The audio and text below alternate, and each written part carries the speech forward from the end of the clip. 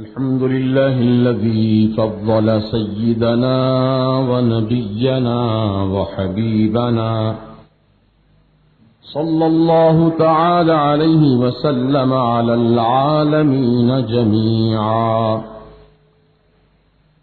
وأقامه يوم القيامة للمذنبين المتلوثين الخطائين الهالكين شفيعا. أشهد أن لا إله إلا الله وحده لا شريك له، لا ضد له لا ند له لا مثل له لا مثال له. وأشهد أن سيدنا وسندنا وحبيبنا وطبيبنا ووكيلنا وكفيلنا ورؤوفنا ورحيمنا وكريمنا ومأوانا وملجانا ومولانا محمدا عبده ورسوله، صلى الله تعالى عليه وعلى آله وأصحابه وعلى أتباعه وعلى أتقيائه، خصوصا منهم على سيدنا وسيد الكل وشيخنا وشيخ الكل وغوثنا وغوث الكل سيدنا أبي محمد الشيخ عبد القادر الحسني الحسيني الجعفري الجيلاني رضي الله تعالى عنه وعلى جميع وصوله الكرام وعلى جميع فروعه الفخام وعلى جميع مشائخه العظام رضوان الله تعالى عليهم أجمعين. أما بعد، فأعوذ بالله من الشيطان الرجيم.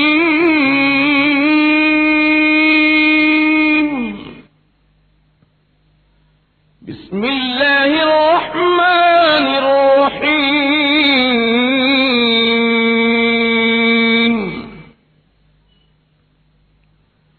أولئك الذين كتب الله في قلوبهم الإيمان وأيدهم بروح منه، صدق الله العظيم. وبلغنا رسوله النبي الأمين المتين الكريم، ونحن على ما قال ربنا لمن الشاهدين والشاكرين، والحمد لله رب العالمين. وأفوض أمري إلى الله، إن الله بصير بالعباد.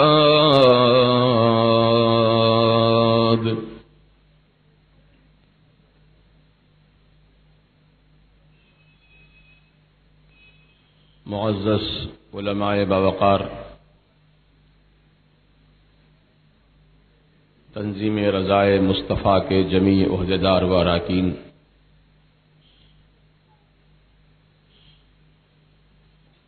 شریک بزم بزرگان دین و ملت، نوجوانان اہل سنت، عقیدت اور محبت کے ساتھ کامل توجہ اور بھرپور وارفتگی کے ساتھ ہمارے اور آپ کے ساری کائنات کے آقا و مولا مدنی دلہا تاجدار عرب و عجم صاحب لطف و کرم باعث تخلیق آدم و بنی آدم اللہ کے حبیب انبیاء کے خطیب زخم خوردہ انسانیت کے طبیب عرب کے سورج عجم کے چاند اللہ کے پیارے ٹوٹے ہوئے دلوں کے سہارے آقائے نامدار مدنی تاجدار سید ابرار سرکار ابد قرار احمد مختار محمد الرسول اللہ صلی اللہ تعالی علیہ وآلہ واصحابہ وبارک وسلم کی بارگاہ گوہر بار میں درودوں کی ڈالی عقیدت کی تھالی میں سجا کر پیش کیجیے۔ اللہم صلی وسلم بارک علی سیدنا و شفیعنا و حبیبنا و نبینا و مولانا محمد کما تحب و ترضا بأن تصلی علیہ صلاة و سلاما علیک یا سیدی یا حبیبی یا رسول اللہ صلی اللہ تعالی علیہ وسلم۔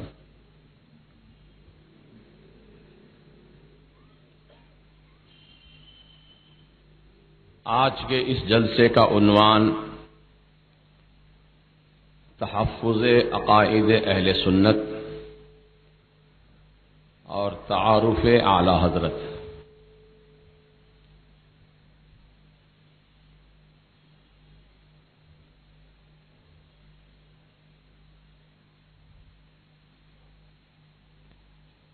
ان بنیادی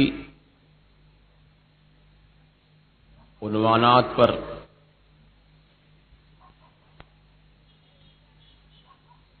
کچھ عرض کرنا چاہتا ہوں۔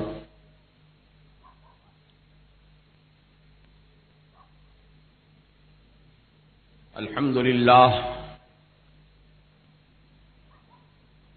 اہل سنت و جماعت یہ رسول پاک صلی اللہ علیہ وسلم کے زمانے سے چلی آ رہی ہے۔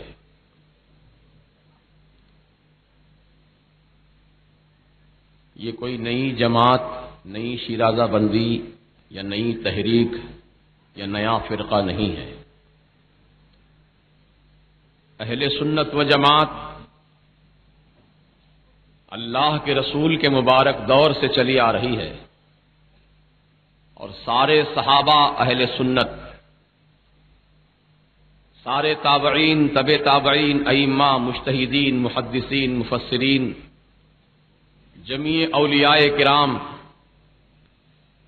ان سبوں کا تعلق اہل سنت و جماعت سے ہے۔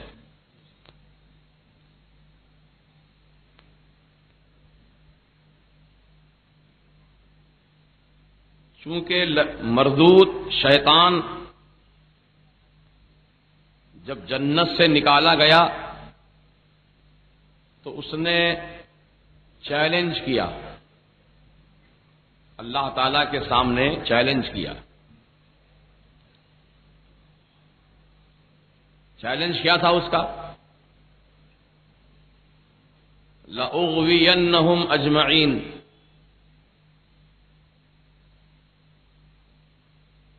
اے اللہ تیرے عزت و جلال کی قسم، میں اولاد آدم کا اغوا کروں گا، ان کو گمراہ کروں گا۔ یہ آدم کی وجہ سے میں جنت سے نکالا جا رہا ہوں۔ آدم کو سجدہ نہ کیا، اسی وجہ سے جنت سے نکالا گیا۔ تو کہنے لگا یہ آدم کی وجہ سے میں جنت سے نکالا جا رہا ہوں، اب آدم کی اولاد کو میں دنیا میں سکون سے نہیں رہنے دوں گا، بلکہ اولاد آدم کو مختلف انداز سے، مختلف طریقوں سے، مختلف ناموں سے، مختلف روپ سے میں انہیں گمراہ کروں گا۔ کبھی آگے سے آ کر گمراہ کروں گا، کبھی پیچھے سے آ کر گمراہ کروں گا، کبھی دائیں سے آ کر گمراہ کروں گا، کبھی بائیں سے آ کر گمراہ کروں گا۔ بہرحال شیطان نے گمراہ کرنے کا اللہ کی بارگاہ میں اعلان کیا، تو اللہ رب العزت کی رحمت کو جوش آیا۔ اس رب قدیر نے اپنی رحمت کاملہ اور قدرت کاملہ کے صدقے میں انبیاء مرسلین کا سلسلہ اس دنیا میں جاری فرمایا۔ حضرت آدم سے لے کر ہمارے آقا و مولا تک جتنے بھی نبی اور رسول تشریف لائے ان سب نبیوں اور رسولوں پر ہمارا ایمان ہے. وہ سب اللہ کے برحق نبی ہیں، برحق رسول ہیں، اور سارے کے سارے نبیوں اور رسولوں نے اپنے اپنے زمانے میں اپنی اپنی قوم اور اپنی اپنی امت کے درمیان اللہ وحدہ لا شریک کی عبادت کا پیغام دیا اور اپنی نبوت و رسالت کا ان کے سامنے اعلان کیا اور اللہ کے پیغامات اور احکامات ان تک پہنچائے اور شیطان کے مکر و فریب سے ان کو بچایا. جن کی قسمت میں ایمان تھا، جن کو اللہ تعالی ہدایت دینا چاہا، اپنے نبیوں کے ذریعے ہدایت دیا، رسولوں کے ذریعے ہدایت دیا. اب چونکہ ہمارے آقا خاتم النبیین کی حیثیت سے دنیا میں تشریف لائے، اب قیامت تک کوئی نیا نبی، کوئی نیا رسول دنیا میں آنے والا نہیں ہے. ہمارے آقا ہی سب سے آخری نبی ہیں، اللہ کے آخری رسول ہیں. آپ پر نبوت کا دروازہ بند ہو چکا، رسالت کا سلسلہ آپ ہی پر ختم ہو چکا. اب قیامت تک کوئی نیا نبی، کوئی نیا رسول آنے والا نہیں ہے. اب چاہے قادیان کی سرزمین سے غلام احمد قادیانی نبوت کا دعویٰ کرے، لیکن ایمان والے اس دعوے کو جھوٹا مانیں گے، کیونکہ وہ شیطان ہے اور وہ شیطان ہی گمراہ کرنے کا اعلان کیا تھا اللہ کی بارگاہ میں. تو غلام احمد قادیانی نے نبوت کا دعویٰ کیا کہ میں اللہ کا نبی ہوں اور اللہ کی وحی مجھ پر آتی ہے. تو عزیزان محترم، الحمدللہ ثم الحمدللہ امت مسلمہ کا ایک بڑا طبقہ اس کے مکر اور فریب سے محفوظ رہا ہے. یہ اولیاء کرام کا صدقہ ہے اور مجددین اعظام کا صدقہ ہے اور علماء اہل سنت و جماعت کی کاوشوں کا صدقہ ہے، جو اس کے مکر و فریب سے امت مسلمہ کا ایک بڑا طبقہ محفوظ و مامون ہے. عزیزان محترم، تو یہ دور جو چل رہا ہے یہ فتنوں کا دور ہے، یہ فتنوں کا دور ہے، اور نئے نئے انداز سے، نت نئے طریقوں سے آپ کے سامنے نئے نئے عنوان لے کر آتے ہیں تاکہ امت مسلمہ کو کسی بھی انداز سے گمراہ کیا جا سکے. مثال کے طور پر ابھی تازہ ترین واقعہ آپ ہی کے محلے کا، جماعت اسلامی ہند. یہ نام ہمارے لیے کوئی نیا نہیں ہے. الحمدللہ مسلمانوں کی اکثریت جماعت اسلامی کو خوب اچھی طرح جانتی ہے کہ کیا ان کے عقائد ہیں، کیا ان کے نظریات ہیں، کیا ان کا مشن ہے. مختصراً عرض کر دوں، یہ جماعت اسلامی کے بانی مولوی ابو الاعلی مودودی،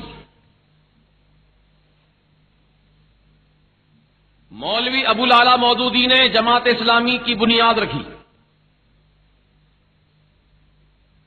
مقصد کیا پیش کیا؟ اقامت دین کو قائم کرنا، یہ ان کی جماعت کا مقصد. اور یہی یہ نعرہ لگاتے پھرتے ہیں کہ اللہ کی زمین پر ہم اللہ کا دین قائم کریں گے، اللہ کی زمین پر اللہ کا دین قائم کریں گے.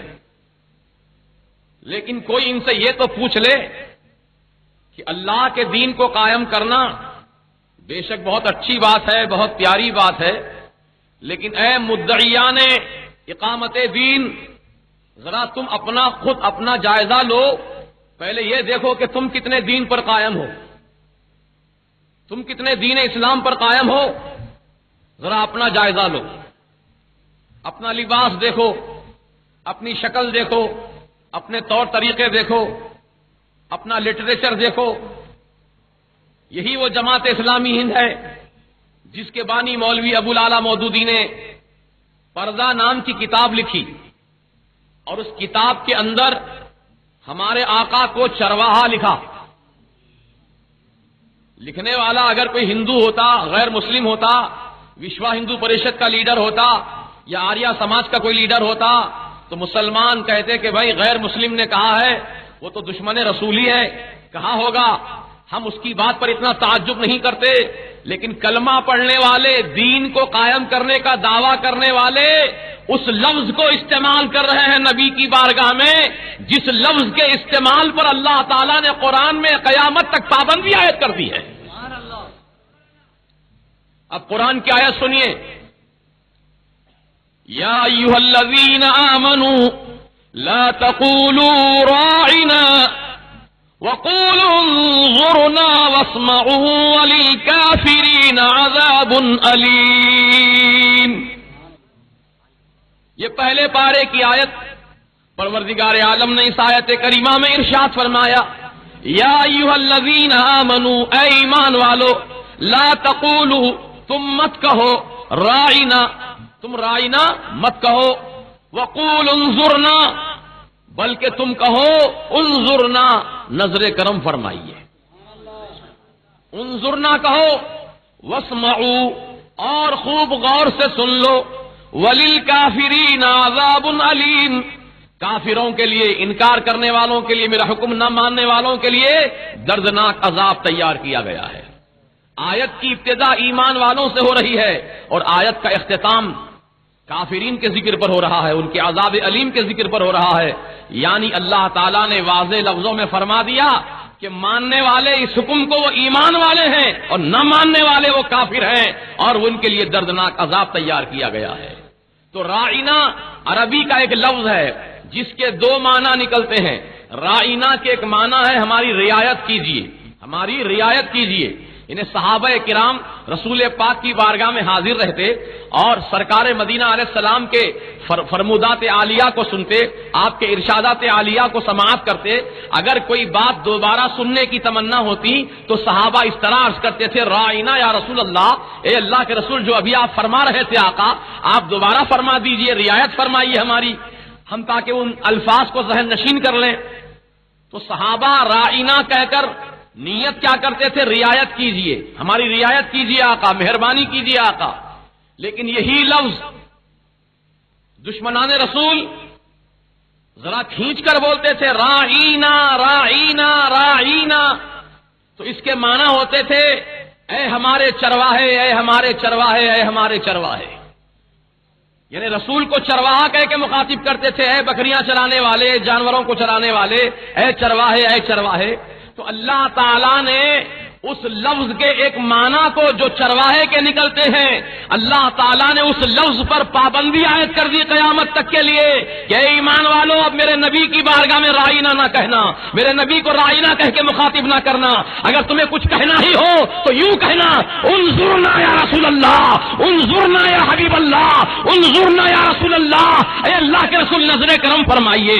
انظرنا کے معنی نظر کرم فرمائیے، نظر رحمت فرمائیے۔ تو اللہ تبارک و تعالیٰ نے چرواہا کہنے پر پابندی عائد کر دی، راعینا کہنے پر پابندی عائد کر دی۔ تو جس لفظ کے کہنے پر اللہ نے پابندی عائد کی ہے، یہ جماعت اسلامی کے بانی مولوی ابو العلا مودودی نے اپنی پردہ نام کی کتاب کے اندر یہ لکھا ہے، عرب کا ان پڑھ چرواہا، ان پڑھ بھی لکھا اور رسول کو چرواہا بھی لکھا۔ اللہ اکبر، معاذ اللہ رب العالمین۔ تو عزیزان محترم، یہ ان کے عقائد ہیں، یہ ان کے نظریات ہیں۔ اب یہ دعویٰ کر رہے ہیں کہ ہم دین کو قائم کریں گے۔ ارے تم کیا دین کو قائم کرو گے؟ تم تو دین کو برباد کر رہے ہو، دین کے لانے والے کی عظمت کو گھٹا رہے ہو، دین کے لانے والے کے مقام و مرتبے کو تم گھٹا کر پیش کر رہے ہو، مجروح کر رہے ہو، ان پڑھ کہہ رہے ہو، چرواہا کہہ رہے ہو۔ بتاؤ تو صحیح، دنیا میں ساری قومیں بستی ہیں، ساری قومیں دنیا کے اندر رہتی ہیں، کوئی قوم کا رہنما، کوئی قوم کا مقتدا، کوئی قوم کا رہبر، کوئی قوم کا پیشوا، کوئی قوم کا امام، جو بھی ہو وہ اپنی اپنی قوم کے اندر بڑا معتبر مانا جاتا ہے، قابل عزت مانا جاتا ہے۔ ہر قوم اپنے رہنما کی عزت کرتی ہے، ہر قوم اپنے لیڈر کی عزت کرتی ہے، اپنے پیشوا کا احترام کرتی ہے۔ مثال کے طور پر عیسیٰ علیہ السلام کے ماننے والی قوم عیسائی لوگ عیسیٰ علیہ السلام کی آج بھی تعظیم کرتے ہیں۔ موسیٰ علیہ السلام کی قوم یہودی موسیٰ علیہ السلام کی آج بھی تعظیم کرتے ہیں۔ ارے ان کی تعظیم تو بہت اعلیٰ ہے، ان سے جن چیزوں کو نسبت ہو گئی تھی ان چیزوں کی بھی وہ تعظیم کیا کرتے ہیں، ان چیزوں کی وہ تعظیم کیا کرتے ہیں۔ اور عزیزان محترم، غیر مسلموں کو دیکھ لو کہ وہ رام چندر جی کے ماننے والے ہیں، ان کو اپنا پیشوا مانتے ہیں، اور غیر مسلم لوگ اپنے پیشوا کی بڑی عزت کرتے ہیں، احترام کرتے ہیں، بڑی محبت کا اظہار کرتے ہیں۔ لیکن یہ مسلمان قوم کو کیا ہو گیا؟ اپنے آقا و مولا، ارے جس کے صدقے میں عیسیٰ کو نبوت ملی، جس کے صدقے میں موسیٰ کو نبوت ملی، جس کے صدقے میں ساری کائنات پیدا کی گئی، یہ زمین بنی تو اسی رسول کے صدقے میں پیدا کی گئی، یہ آسمان پیدا کیا گیا تو اسی رسول کے صدقے میں پیدا کیا گیا، یہ چاند و سورج کی نورانی قندیلیں روشن کی گئی تو اسی رسول کے صدقے میں پیدا کی گئی، یہ ساری کائنات کی بہار اسی رسول معظم کے صدقے میں پیدا کی گئی ہے۔ تو پھر مسلمانوں کو چاہیے تھا کہ اپنے آقا کی اپنے جان سے زیادہ عزت کرتے، ہر شے سے زیادہ تعظیم کرتے، ہر شے سے زیادہ اپنے آقا سے محبت رکھتے۔ یہ ایمان کا تقاضا تھا، یہ ایمان کا لازمہ تھا، لیکن ان لوگوں نے نام اسلام کا لیا اور کام یہود و نصارہ والا کیا، کام یہود و نصارہ والا کیا، یعنی یہود و نصارہ ہمارے آقا سے دشمنی رکھتے ہیں، لہذا انہوں نے دشمنی کر کے اپنے آپ کو ظاہر کر دیا کہ ہم کو تم مسلمان مت سمجھو، ہمارا تعلق تو یہود و نصارہ سے ہے، کیونکہ نبی کی شان میں توہین کرنا، نبی کی بے عزتی کرنا یہ یہودیوں کا کام تھا، نصرانیوں کا کام تھا، یہ دشمنان رسول کا کام تھا، یہ مسلمانوں کا کام نہیں ہو سکتا۔ تو میں کہنا چاہتا ہوں، ببانگے دوہل کہنا چاہتا ہوں کہ جو رسول پاک علیہ السلام کی شان میں گستاخی کرتا ہے، ان کو ان پڑھ چرواہا لکھتا ہے، قسم خدا کی ہماری نظر میں وہ مسلمان نہیں ہو سکتا جو رسول پاک کی شان میں بے ادبی کرے، رسول پاک کی شان میں گستاخی کرے۔ گستاخ رسول مسلمان نہیں ہو سکتا، اور جو مسلمان ہوتا ہے، جو مومن ہوتا ہے، وہ نبی کی بارگاہ میں گستاخی نہیں کر سکتا، وہ نبی کی شان میں توہین نہیں کر سکتا، وہ تو اپنے آقا کو اپنی جان سے زیادہ چاہتا ہے، اپنے آقا کو اپنے جان سے زیادہ محبوب رکھتا ہے۔ عزیزان محترم، آپ نے دیکھا ہوگا کہ سلمان رشدی نے جب لکھا شیطانی کلمات نام کی کتاب لکھا تو پوری دنیا کے اندر احتجاج ہوا اور کئی جگہ احتجاجی جلسے ہوئے، اور ہمارے شہر حیدرآباد مکہ مسجد میں بھی ہم نے بہت عالیشان پیمانے پر احتجاجی جلسہ سلمان رشدی کے خلاف عظمت مصطفیٰ کے نام سے قائم کیا تھا، جس میں لاکھوں مسلمانوں نے شرکت کی تھی، اور بمبئی کی سرزمین پر کئی ہزار مسلمانوں نے جلوس نکالا تھا، اس کتاب کے خلاف اپنے غم و غصے کا اظہار کیا تھا۔ تو عزیزان محترم، آپ جانتے ہیں یہ تاریخ میں لکھا ہے، یہ ہندوستان کی تاریخ میں ہے کہ جب ہندوستان کی سرزمین پر، بمبئی کی سرزمین پر نوجوانوں نے جب جلوس نکالا تھا تو پولیس نے ان پر گولیاں ماری تھیں، ان کے سینوں پر گولیاں چلائی تھیں، تو مسلمان جیالے 72 نوجوان، 12 نوجوان شہادت کا جام پیتے ہیں، 12 نوجوان اس جلوس میں شہید ہو جاتے ہیں، کیونکہ ان شہید ہونے والوں کی تمنا جو تھی وہ یہی تھی کہ ہم جو جان دے رہے ہیں دنیا کے لیے نہیں دے رہے ہیں، روپیے پیسے کے لیے نہیں دے رہے ہیں، ہم جان دے رہے ہیں تو اپنے آقا کی محبت میں دے رہے ہیں، ہم جان دے رہے ہیں تو اپنے رسول کی محبت میں دے رہے ہیں، اور دشمنان رسول کے خلاف غم و غصے کا اظہار کرتے ہوئے جان دے رہے ہیں۔ تو یہی مسلمانوں کا عقیدہ ہے کہ گولی لگے گی سینے میں تو روح پہنچے گی مدینے میں۔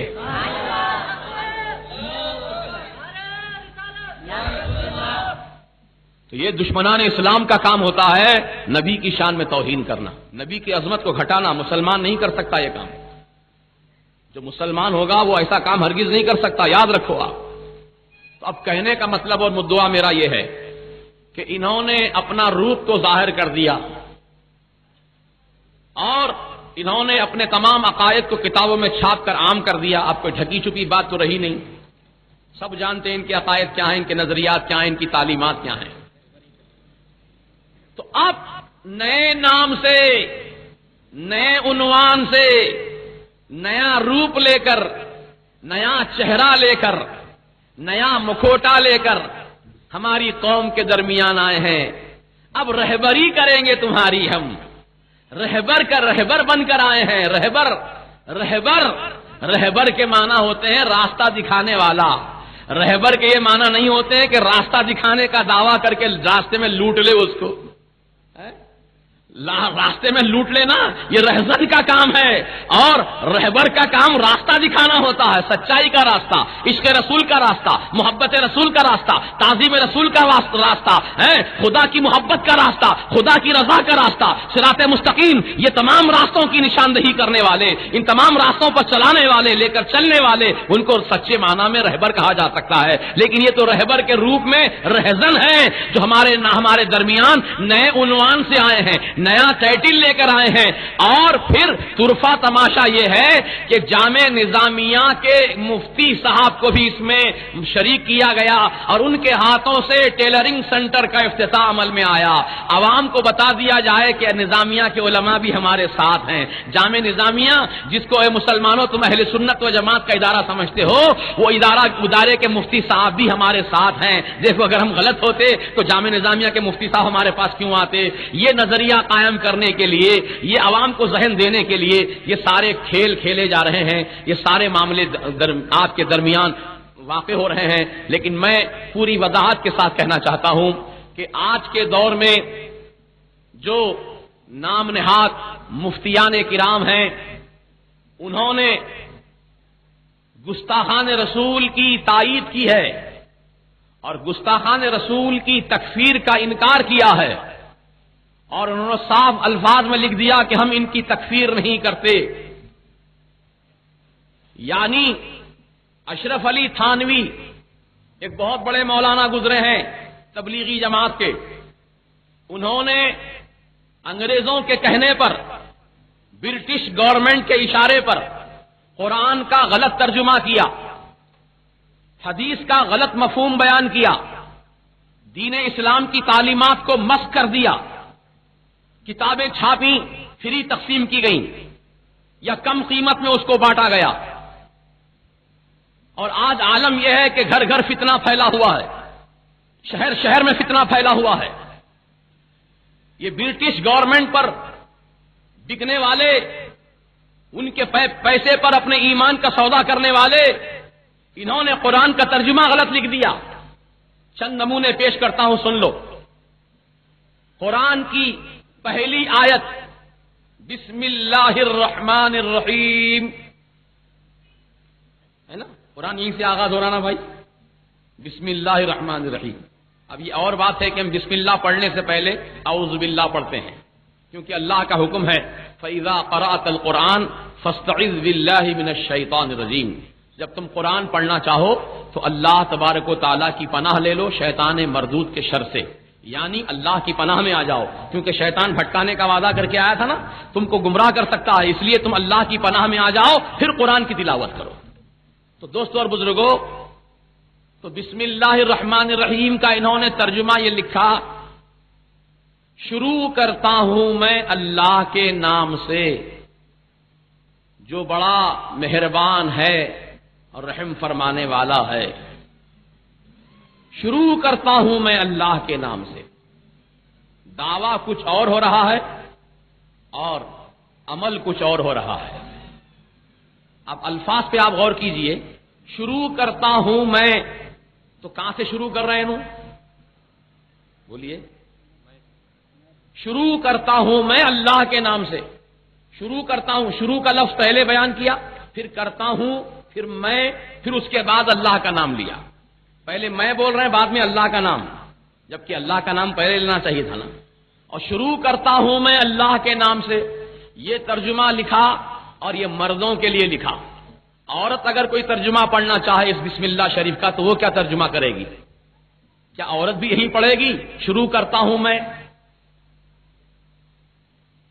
تمہارا ترجمہ ناقص، ادھورا۔ شروع کرتا ہوں میں اللہ کے نام سے۔ کتنی خامیاں اس ترجمے کے اندر، اور یہ خامیاں جان بوجھ کے کی گئی ہیں عوام میں انتشار پھیلانے کے لیے، عورتوں کو ترجمے سے محروم رکھنے کے لیے ایسا ترجمہ رکھا گیا۔ شروع کرتا ہوں میں اللہ کے نام سے۔ لیکن اعلیٰ حضرت جن کی یاد میں آج جلسہ منا رہے ہیں، امام اہل سنت امام احمد رضا خان فاضل بریلوی علیہ رحمت و رضوان نے بسم اللہ شریف کا ترجمہ اس طرح لکھا، اللہ کے نام سے شروع۔ بولیے، سب سے پہلے کس کا نام ہے؟ اللہ ہی کا نام ہے۔ جو دعویٰ ہے ثبوت بھی وہی ہے، دعویٰ دلیل کے ساتھ ہے۔ اللہ کے نام سے شروع، نہ کرتا ہوں لکھا آپ نے، نہ کرتی ہوں لکھا، نہ کرتے ہیں لکھا، کیونکہ ترجمہ کرنے والے تین حیثیت کے لوگ ہیں۔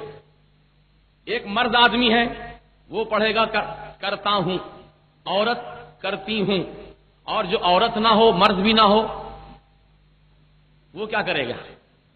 کرتے ہیں.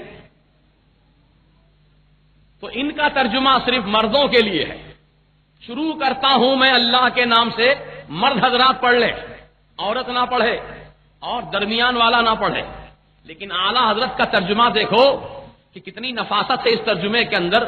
آپ نے یہ فرمایا اللہ کے نام سے شروع، جو بڑا مہربان رحم والا، جو بڑا مہربان رحم والا. اب شروع اللہ کے نام سے شروع. اب مرد آدمی پڑھے تو اس کے لیے سوٹیبل، عورت پڑھے تو اس کے لیے سوٹیبل، اور دونوں کے درمیان والا پڑھے تو اس کے لیے سوٹیبل. یعنی جو چاہے پڑھ سکتا ہے ترجمہ. اللہ کے نام سے شروع، جو بڑا مہربان رحم والا. اللہ کے نام سے شروع. عزیزان محترم، یہ اللہ کے نام سے شروع کا ترجمہ ہے. یہ پروردگار عالم کے کلام کا ترجمہ ہے کہ جس کے اندر جو ہے ان لوگوں نے ڈنڈی ماری ہے، لیکن اعلیٰ حضرت نے اس کو کلیئر ترجمہ کر کے ہمارے ایمان کو جلا بخش دی ہے. اب ایک ترجمہ اور سن لیجئے لگے ہاتھ. سورہ فاتحہ کی آیت ہے، اہدنا الصراط المستقیم. اے اللہ ہمیں سیدھی راہ دکھا، اے اللہ ہمیں سیدھی راہ دکھا. یہ ترجمہ انہی لوگوں کا ہے، وہ گروپ والوں کا، ہاں رہبر والوں کا. کیا ترجمہ؟ اے اللہ ہم کو سیدھی راہ دکھا. یعنی مطلب یہ ہوا کہ اب تک یہ راستہ دیکھے نہیں ہے، اس لیے کہہ رہے ہیں دکھا دکھا. لیکن اعلیٰ حضرت نے اس کا ترجمہ فرمایا اہدنا الصراط المستقیم. اے اللہ ہمیں سیدھی راہ چلا، سیدھی راہ چلا. مولا راستہ تو تیرے نبی نے دکھا دیا، راستہ صدیق اکبر نے دکھا دیا، راستہ سیدنا عمر فاروق نے دکھا دیا، راستہ سیدنا عثمان غنی نے دکھا دیا، راستہ سیدنا مولا علی مشکل کشا نے دکھا دیا، راستہ سیدنا امام حسن مجتبی نے دکھا دیا، راستہ سیدنا امام حسین شہید کربلا نے دکھا دیا، راستہ 1,24,000 صحابہ نے دکھا دیا، راستہ غوث پاک نے دکھا دیا، راستہ خواجہ غریب نواز نے دکھا دیا، راستہ بابا شرف الدین نے دکھا دیا، راستہ یوسفین شریفین نے دکھا دیا، راستہ تمام اولیاء اللہ نے ہم کو دکھا دیا، اور اہل سنت نے ہم کو دکھا دیا. مولا راستہ تو دکھا دیا گیا ہے، لیکن چلنے کی طاقت ہمارے اندر نہیں ہے، چلنے کی صلاحیت ہمارے اندر نہیں ہے. جب تک تو نہیں چاہے گا ہم کیسے چل پائیں گے؟ جب تک تیرا کرم نہیں ہوگا اس وقت تک ہم کیسے چل پائیں گے؟ اے اللہ ہمیں تو سیدھی راہ چلا، سیدھی راہ چلا. تیرا فضل ہو جائے گا تو ہم چلنے والے ہو جائیں گے، تیرا کرم ہو جائے گا تو ہم چلنے والے ہو جائیں گے. یہ ہے اعلیٰ حضرت کا ترجمہ کہ ہم کو سیدھی راہ چلا، اور ان کا ترجمہ ہے سیدھی راہ دکھا.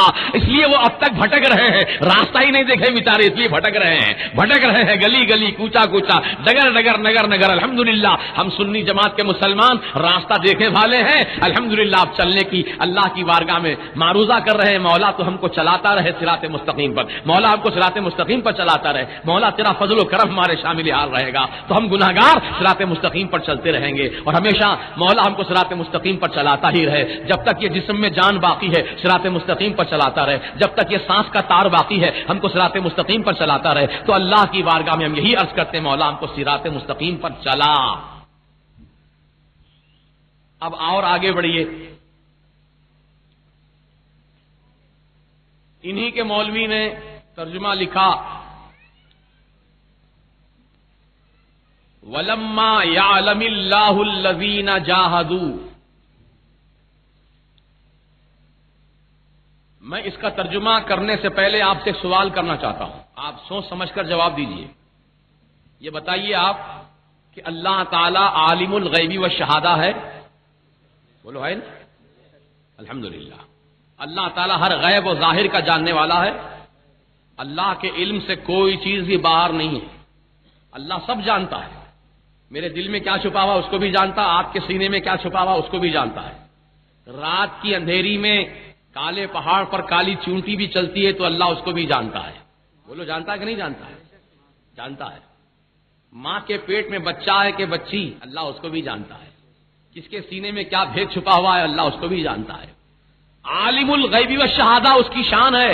انکا انت علام الغیوب اس کی عظمت ہے. یعنی پروردگار عالم زبردست غیب کا جاننے والا ہے. اس کے علم سے کوئی چیز چھپی ہوئی نہیں ہے، کوئی چیز باہر نہیں ہے. ذرے ذرے کو جانتا ہے، پتے پتے کو جانتا ہے، ہر انسان کو جانتا ہے، ہر بشر کو جانتا ہے، ہر جانور کو جانتا ہے، ہر چرند پرند کو جانتا ہے. اللہ تعالیٰ ہر چیز کا جاننے والا ہے. لیکن اب ان کے مولویوں نے، یہی رہبر والوں کے مولویوں نے ترجمہ لکھا وَلَمَّا يَعْلَمِ اللَّهُ الَّذِينَ جَاهَدُوا، اور اللہ تعالیٰ ابھی مجاہدین کو جانا نہیں جانا ابھی. اور ایک انہی کے مولویوں کو گروپ میں سے لکھا اللہ نے ابھی معلوم نہیں کیا تم میں مجاہدین کون ہیں. یہ لو، اللہ معلوم نہیں کیا. کس سے معلوم کرتا اللہ کوئی بتانے والا ہے، اللہ تعالیٰ کوئی سکھانے والا ہے. بتائیے، اللہ کو سب معلوم ہے. اللہ ہر چیز کا جاننے والا، ازل سے ابد تک کا جاننے والا ہے. ذرے ذرے کو جانتا ہے پروردگار عالم، اس کی شان بڑی عظیم ہے. لیکن انہوں نے اللہ تعالیٰ کے علم کی نفی کی ہے، ترجمہ کیا انگریزوں کے اشارے پر غلط ترجمہ. وَلَمَّا يَعْلَمِ اللَّهُ الَّذِينَ جَاهَدُوا، اور اللہ بھی مجاہدین کو جانا ہی نہیں. اور اعلیٰ حضرت امام اہل سنت نے اس کا ترجمہ فرمایا وَلَمَّا يَعْلَمِ اللَّهُ الَّذِينَ جَاهَدُوا، اور اللہ ابھی تمہارے غازیوں کا امتحان نہیں لیا. اور اللہ تمہارے غازیوں کا بھی امتحان نہیں لیا. وقت آئے گا تو اللہ امتحان لے لے گا، وقت آئے گا تو اللہ آزمائش میں ڈال دے گا، وقت آئے گا تو اللہ تعالیٰ ان سے ابتلا، ان سے آزمائش، ان سے امتحان لے گا. عزیزان محترم، اللہ جانتا ہے کہ کون کامیاب ہونے والا ہے، کون ناکام ہونے والا ہے. اللہ تعالیٰ کو ہر چیز کا علم ہے. اور آگے بڑھیے، ایک نمونہ اور لے لیجئے. وَمَكَرُوا وَمَكَرَ اللَّهُ وَاللَّهُ خَيْرُ الْمَاكِرِينَ، یہ بھی قرآن کریم کی آیت ہے. اس کا ترجمہ لکھا یہی مولویوں نے، بکاؤ مولویوں نے. کیا لکھا؟ کافروں نے چال چلی تو اللہ نے بھی چال چلی، اور اللہ بہترین چال چلنے والا. معاذ اللہ ثم معاذ اللہ. کافروں نے چال چلی تو اللہ نے بھی چال چلی، اور اللہ بہترین چال چلنے والا. عزیزو، چال چلنا کس کو کہتے ہیں؟ بولیے ذرا، چال چلنا کسے کہتے ہیں؟ ہم اپنے دکنی محاورے میں کہتے ہیں بڑا چالو ہے. چالو کس کو بولتے؟ جو مکار، دھوکے باز، فراڈی ہوتا اس کو بولتے چالو. بولتے نہیں بولتے؟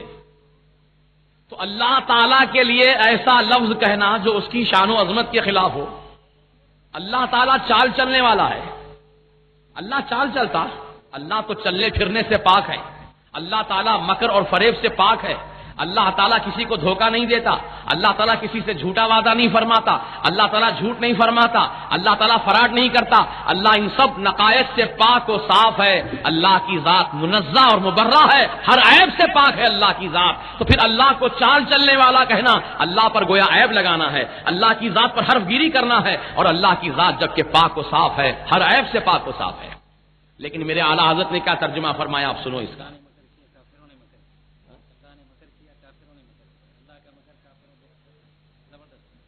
ہاں، ایک ترجمہ اور ہے ان کا کہ کافروں نے مکر کیا تو اللہ نے بھی مکر کیا، اور کافروں کا مکر اللہ کے مکر سے کہیں زیادہ بڑھ کر ہے.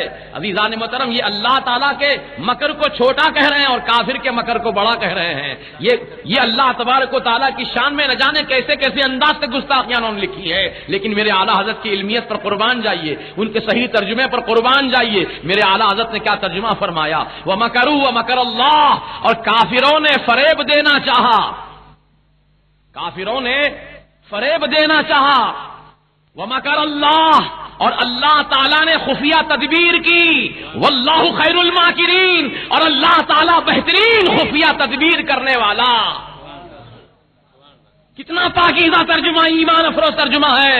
اب آپ فیصلہ کرو مسلمانوں، جو قرآن کے ترجمے میں اتنی بڑی ڈنڈی مارا ہو وہ حدیث کے ترجمے میں کتنی ڈنڈی مارا ہوگا. خدا کے کلام میں جب اتنی خیانت کیا ہے، خدا کے کلام کے ترجمے میں خیانت کیا ہے، تو حدیث رسول میں کتنی خیانت کیا ہوگا، تاریخ اسلام میں کتنی خیانت کیا ہوگا، صحابہ کے اقوال میں کتنی خیانت کیا ہوگا. لہذا ایسے خائن، ایسے دھوکے باز، ایسے فراڈی، ایسے مکاروں کی صحبت میں نہ جاؤ، ان کی لالچ میں نہ جاؤ، نہ ٹیلرنگ سینٹر میں جاؤ، نہ ان سے کوئی قرضہ لو، نہ ان کی فیس لو، نہ ان کا یونیفارم لو، کیونکہ ایک چکر بہت پرانا ہو گیا. ہم تو قلعے گولکنڈا میں بھی الخیر سوسائٹی وہاں پر چل رہی ہے. الخیر، کتنا پیارا نام ہے الخیر. خیر کے معنی بہتر، الخیر معنی بھلائی، بھلائی کے نام پر گمراہی. راشن تقسیم ہو رہا گھر گھر، بیوہ عورتوں کو سلائی مشین فری تقسیم کی جا رہی ہے، غریب نوجوانوں کو روزگار سے لگایا جا رہا ہے.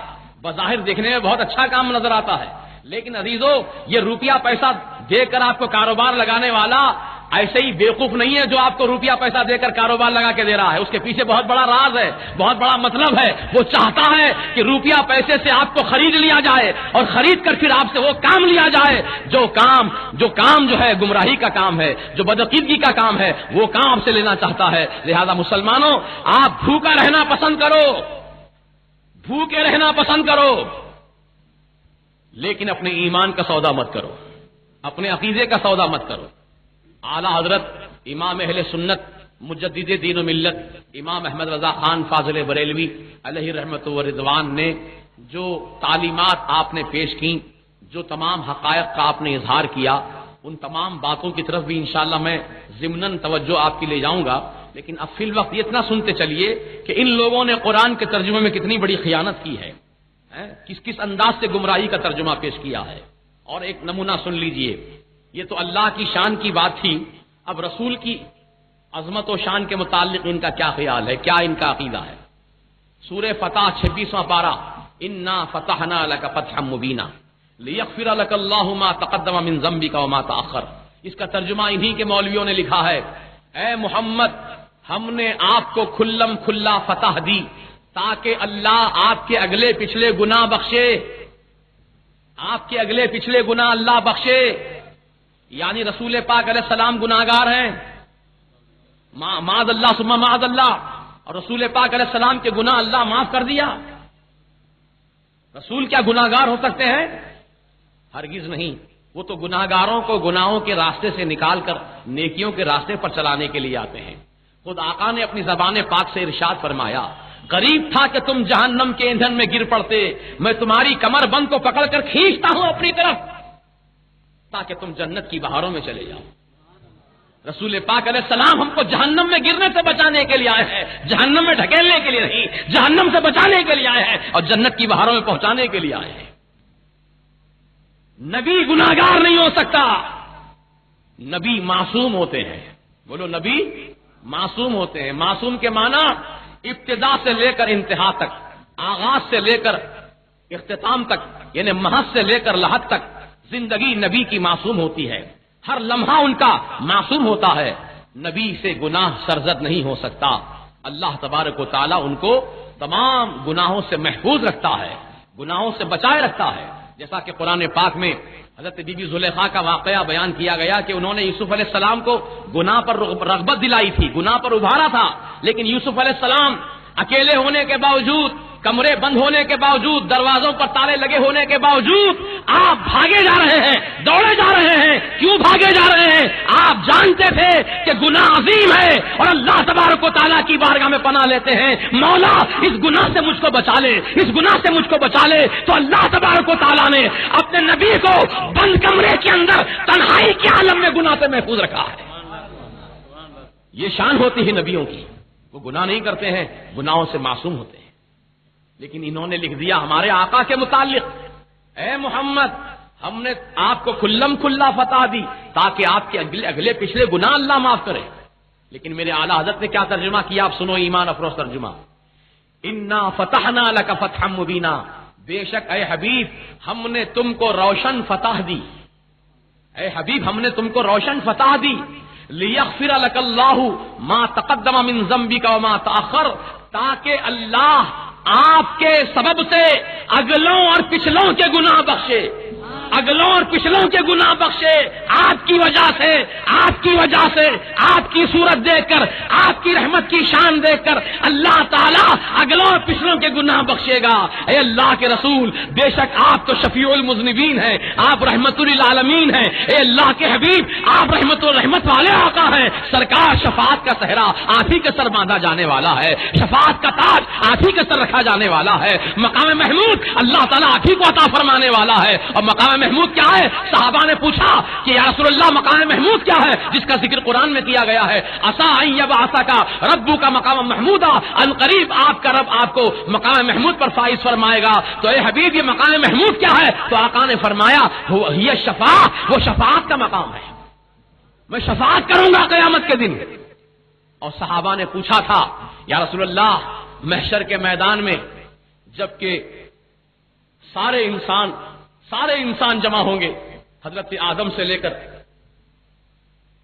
آخری زمانے تک جتنے انسان آئیں گے وہ سب انسان قیامت کے میدان میں جمع ہوں گے۔ آقا، کروڑوں اربوں خربوں کی تعداد میں انسان ہوں گے، سرکار ہم آپ کو کہاں ڈھونڈیں؟ اس بھرے مجمع میں، اس مجمع میں ہم کہاں تلاش کریں آپ کو؟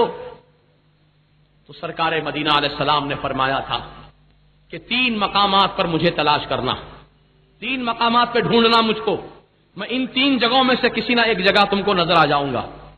کون سی 3 جگہ ہیں؟ انشاءاللہ تعالی سرکار مدینہ علیہ السلام نے فرمایا تھا کہ 3 مقامات پر مجھے تلاش کرنا، 3 مقامات پہ ڈھونڈنا مجھ کو، میں ان 3 جگہوں میں سے کسی نہ ایک جگہ تم کو نظر آ جاؤں گا۔ کون سی 3 جگہ ہیں؟ پہلے کوثر پر تلاش کرنا کہ میں وہاں کھڑا ہو کر میں اپنی امت کے پیاسوں کو کوثر کا جام بھر بھر کے پلاتا رہوں گا۔ العطش العطش کی صدائیں بلند ہوں گی، پیاس پیاس۔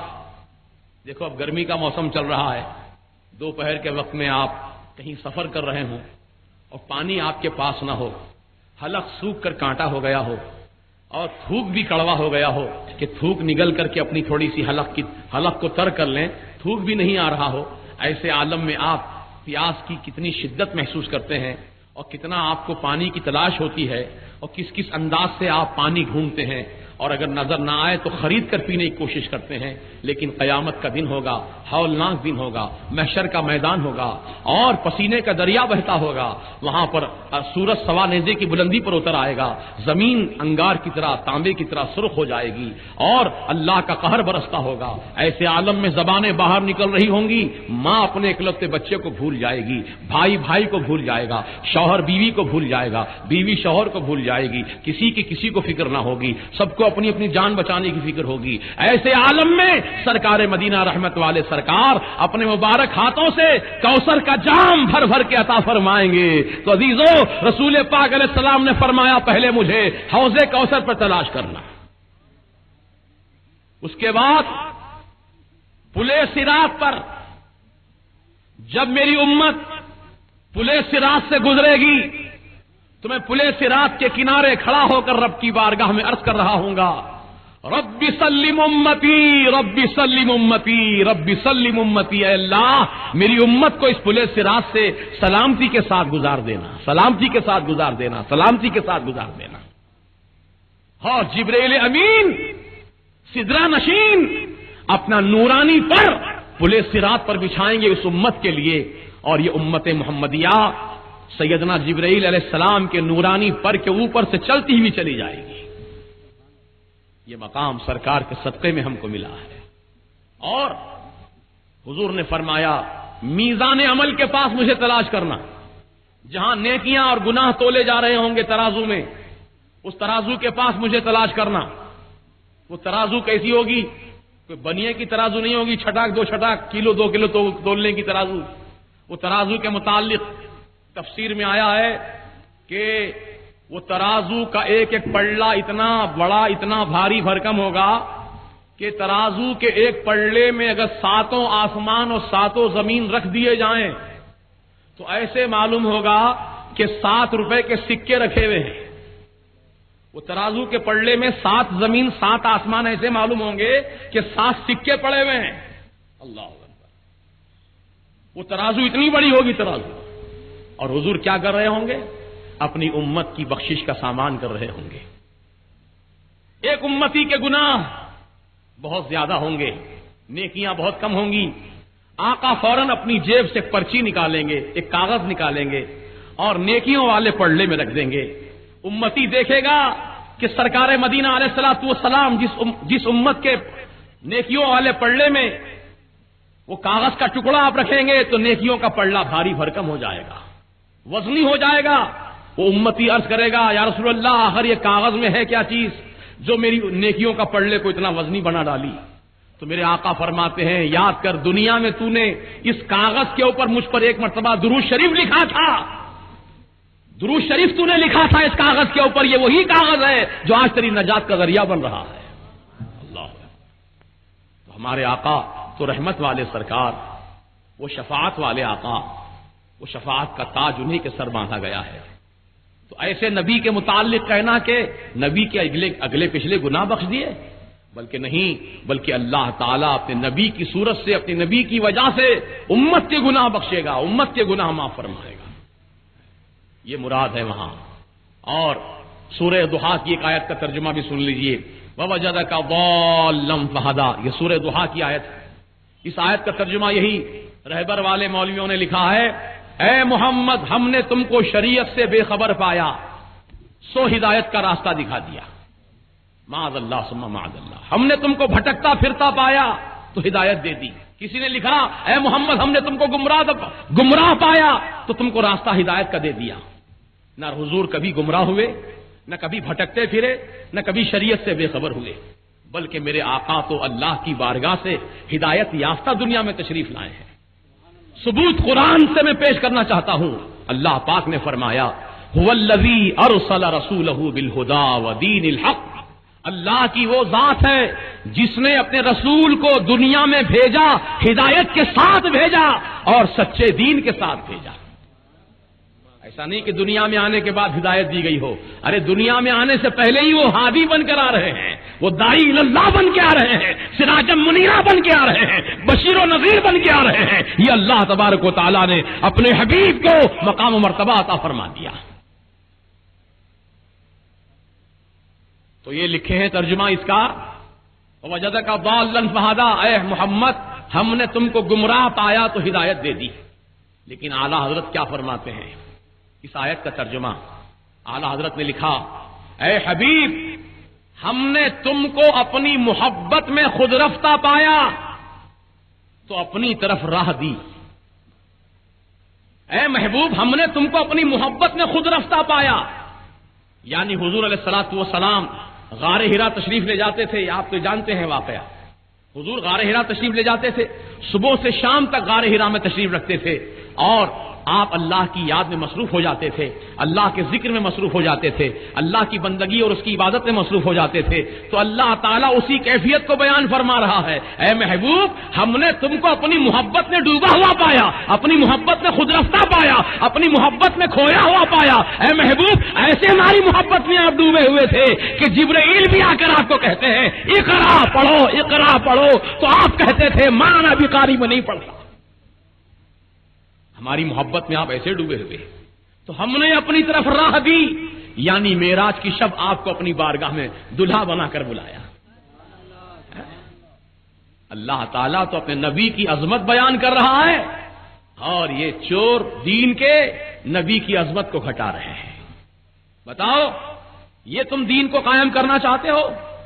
ہم کو ایسے دین کی ضرورت نہیں ہے جو ہمارے عقیدے کو برباد کرے، ہمارے ایمان کو تباہ کرے. ہم کو وہ عقیدہ وہ ایمان چاہیے جو اللہ کا دیا ہوا عقیدہ ہے، رسول پاک کا دیا ہوا عقیدہ ہے، صحابہ کا جو عقیدہ ہے وہی عقیدہ ہم کو چاہیے، تابعین کا جو عقیدہ ہے وہی عقیدہ ہم کو چاہیے، غوث اعظم کا جو عقیدہ ہے وہی عقیدہ ہم کو چاہیے. خواجہ غریب